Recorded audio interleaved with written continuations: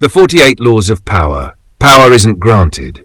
It's taken quietly, patiently, relentlessly.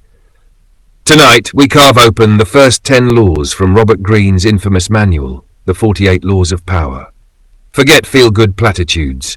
These are the rules predators play by while prey quotes motivational posters. Listen closely because someone is already using these laws on you. Law 1. Never outshine the master. Greatness invites envy, and envy breeds knives. In 1661, the 22-year-old Louis XIV inherited the French throne. His brilliant finance minister, Nicolas Fouquet, built a palace so spectacular the king felt eclipsed. Days after the housewarming, Fouquet was arrested. His empire seized. The lesson is lethal in its simplicity. Make those above you feel superior, even if you must dim your own light. Tactics. Temper your triumphs. Let compliments flow upward, not inward. Disguise genius as diligence. You're just following your mentor's vision. Offer credit before it's asked. A small public bow can diffuse private wrath. Power is a mirror. Reflect your superior's brilliance, never your own. Law 2. Never put too much trust in friends. Learn how to use enemies. Friendship clouds judgment. Need sharpens fidelity. Abraham Lincoln filled his cabinet with rivals who loathed him because their ambition kept them razor-focused on results. Friends, cushioned by affection, grow careless or covetous. Tactics. Hire by competence, not comfort. Keep emotional favors scarce. Pay allies in opportunity, not sentiment. Rotate roles. Prevent cozy cliques. Trust the motive that serves itself, because it will serve you until it doesn't have to. And then Law 3. Conceal your intentions. The obvious aim invites obvious resistance.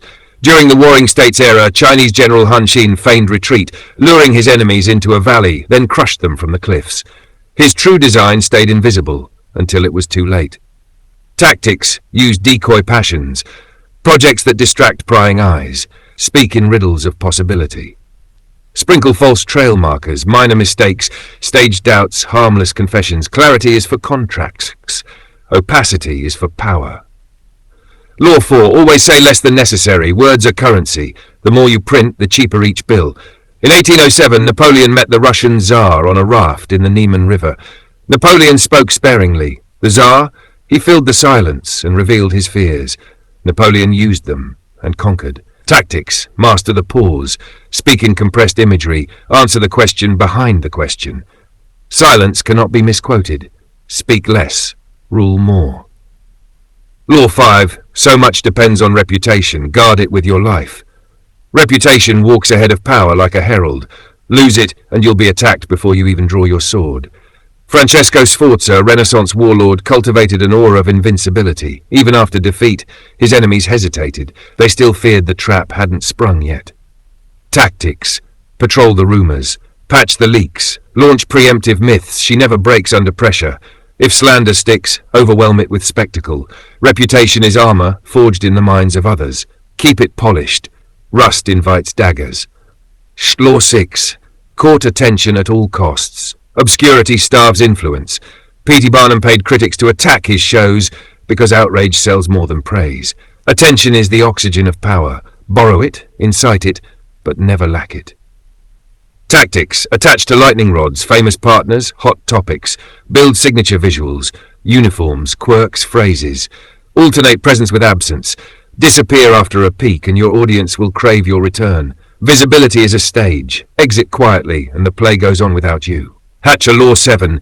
Get others to do the work for you, but always take the credit. Genghis Khan absorbed engineers from conquered nations to build war machines, but the victories, they were stamped with his standard. Power multiplies when you harvest brains as easily as land. Tactics. Spot underused talent. Give them reach, not riches. Rebrand group success under your name. Praise collaborators publicly, while quietly reminding others that it was your vision. Credit is compound interest. Reap it today.